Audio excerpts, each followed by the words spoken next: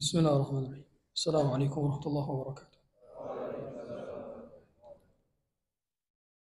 الحمد لله حمدا كثيرا طيبا مباركا فيه كما يحب ربنا ويرضى.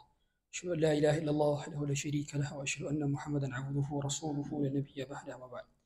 معاشر المسلمين jemaah salat Isya yang dirahmati Allah Subhanahu wa taala. Di dalam Islam perkara yang amat dicintai dan merupakan akhlak yang baik adalah memuliakan tamu, dan ini sudah dicontohkan oleh Nabi Ibrahim alaihissalam dan dikutipkan dalam surat Az-Zariyat. Hal ataka hadithu dhaifi Ibrahim al-mukramin? Bukankah telah datang kepada engkau kisah Nabi Ibrahim ketika didatangi oleh para malaikat, yang kepada saat itu malaikat ingin memberitahu bahwa istrinya Sarah nanti akan segera melahirkan Ishak. Kebetulan pada saat itu malaikat juga sedang mampir, yang kebetulan malaikat itu nantinya akan menghukum kaum Nabi Lut. Jadi Nabi Ibrahim dan Nabi Lut itu sezaman. Hanya beda tempat saja. Kalau Nabi Ibrahim berdakwah di Syam, kalau Nabi Lut itu berdakwah di Sodom, di sekitar negara Jordania kalau sekarang. Nah, pada saat itu malaikat mampir dulu ke tempat Ibrahim, ingin mengabarkan kepada Nabi Ibrahim bahwa Sarah nanti akan mengandung Ishak. Nah, kebetulan setelah itu nanti mereka akan melanjutkan perjalanan untuk menghukum kaumnya Nabi Lut. Mereka mendatangi Nabi Ibrahim dalam bentuk seperti manusia dan malam-malam.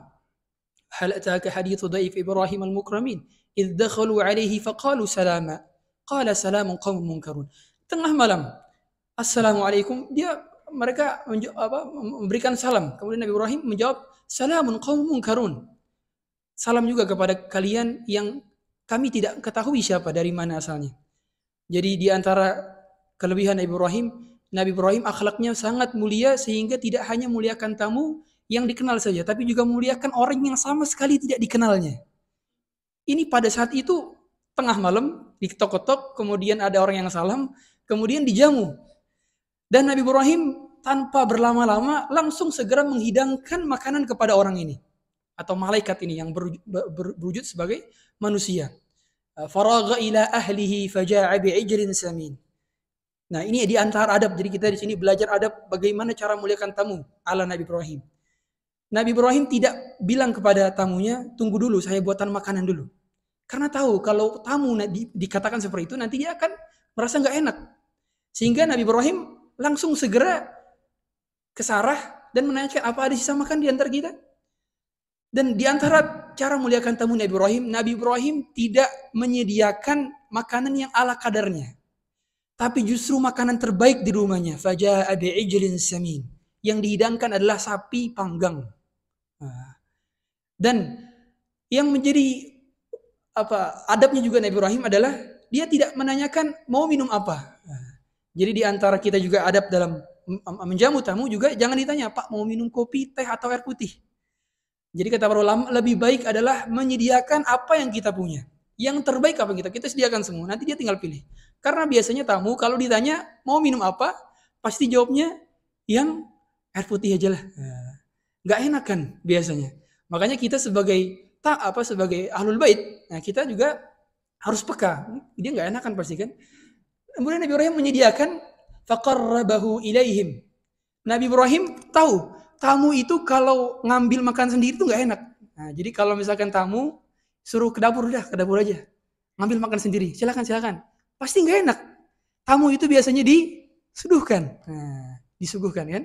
Makanya Nabi Ibrahim faqarrabahu, makanannya didekatin oleh Nabi Ibrahim. Nih Pak, nah dideketin. Ala ta'kulun, silakan makan. Jadi udah dideketin, udah gitu pakai bahasa yang paling bagus. Tidak disuruh ayo makan. Tapi bahasa yang paling bagus.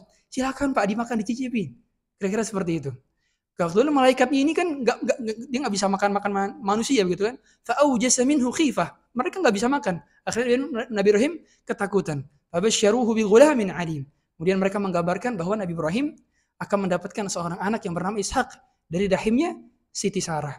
Dan kita bisa banyak belajar bahwa akhlak daripada Nabi Ibrahim ini turun-temurun.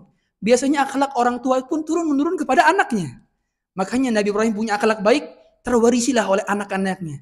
Keturunan Quraisy, Nabi Muhammad SAW di antaranya. Dan juga orang-orang Arab secara keseluruhan.